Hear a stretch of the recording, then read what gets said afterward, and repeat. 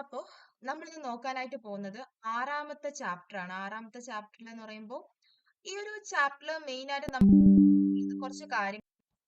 അപ്പോ ഈ ചാപ്റ്റർ നോക്കാനായിട്ടുള്ളതെന്ന് പറയുമ്പോൾ എന്താണ് സോഷ്യൽ ഗ്രൂപ്പ്, അതിന്റെ ക്യാരക്ടറിസ്റ്റിക്സ്, പിന്നെ അതേപോലെ തന്നെ അതിന്റെ രണ്ട് ഡിഫറൻസ് തരുന്നുണ്ട്. ദേ ഇവിടെ കൊടുത്തിട്ടുണ്ട്.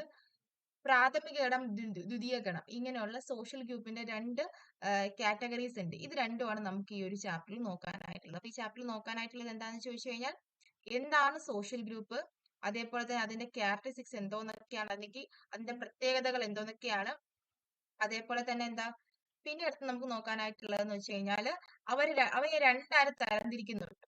ആ രണ്ടായിട്ട് തരംതിരിക്കുന്നത് എന്തോന്നൊക്കെയാണ് എന്നുള്ള കാര്യമാണ് നമുക്ക് ഈ ചാപ്റ്ററിൽ നോക്കാനായിട്ടുള്ളത്. അപ്പം സോഷ്യൽ ഗ്രൂപ്പ് എന്ന് വെച്ചാൽ എന്തോന്നാണെന്ന് നമുക്കറിയാം. എന്താണ് സോഷ്യൽ ഗ്രൂപ്പ്? നമ്മുടെ എല്ലാ ഇൻഡിവിജ്വൽസ്, അതായത് ഒരു കൂട്ടം ആളുകൾ എല്ലാവരും കൂടെ ചേരുന്നതിനെയാണ് സോഷ്യൽ ഗ്രൂപ്പ് അല്ലെങ്കിൽ സാമൂഹ്യ ഗണം എന്ന് പറയുന്നത്. അതായത് ഒരു കൂട്ടം ആളുകൾ ചേരുന്നതിനെയാണ് നമ്മൾ സാമൂഹ്യ ഗണങ്ങൾ എന്ന് പറയുന്നത്. അതായത് നമ്മുടെ ആളുകൾ എല്ലാവരും കൂടെ, അതായത് നമ്മുടെ ഇൻഡിവിജ്വൽസിന്റെ ഒരു കൂട്ടത്തെയാണ് നമ്മൾ സാമൂഹ്യ ഗണം എന്ന് പറയുന്നത്. ഇവരുടെ പ്രത്യേകത എന്തോന്നായിരിക്കും?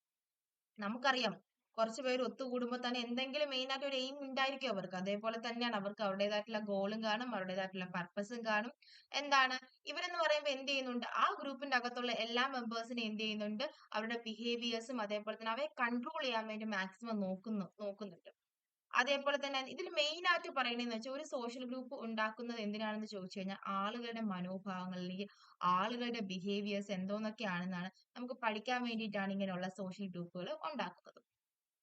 അവരുടെ ഫീച്ചേഴ്സ് എന്താണെന്ന് ചോദിച്ചു കഴിഞ്ഞാൽ എന്താണ്, ഈ സോഷ്യൽ ഗ്രൂപ്പുകളെല്ലാം എന്ത് ചെയ്യുന്നുണ്ട്? എല്ലാം വ്യക്തികളെ ആശ്രയിച്ചിരിക്കുന്നു. അതായത് നമ്മൾ പറഞ്ഞു വ്യക്തികൾക്ക് വേണ്ടിയിട്ട് ഉണ്ടാക്കിയ ഒന്നാണ് നമ്മുടെ ഈ ഒരു സാമൂഹ്യ സംഘടന അല്ലെങ്കിൽ സാമൂഹ്യ ഘടനകൾ എന്ന് പറയുന്നത്. അപ്പൊ ഇവർ എന്ത് ചെയ്യുന്നുണ്ട്? ഇത് വ്യക്തികളെ മാത്രം ഫോക്കസ് ചെയ്യുന്നുണ്ട്.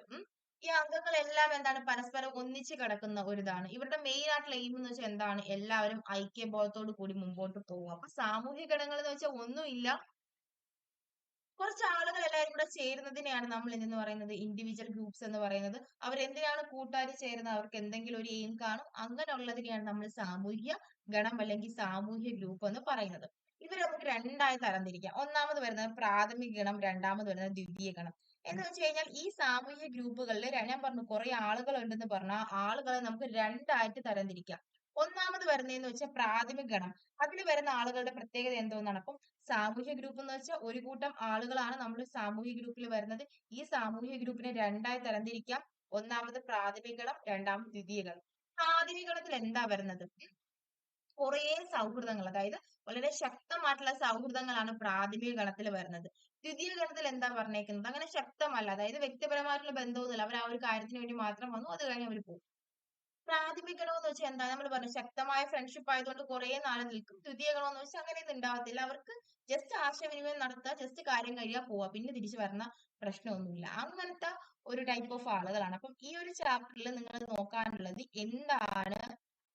എന്താണ് സാമൂഹ്യ ഗണം, അവരുടെ മീനിങ് എന്തോന്നാണ്, അതേപോലെ തന്നെ എന്താണ് സവിശേഷത എന്തോന്നാണ്, രണ്ടായിട്ട് തരംതിരിച്ചിട്ടുണ്ട്. അപ്പൊ അതൊക്കെ എന്തോന്നാണ് എന്നുള്ള കാര്യം മാത്രം നമ്മൾ നോക്കിയാൽ മതി. വേറെ ഒന്നും ഈ ചാപ്റ്റർ കാര്യമില്ല കേട്ടോ. അപ്പൊ ഓക്കെ, നമുക്ക് നെക്സ്റ്റ് ക്ലാസ്സിൽ കാണാം.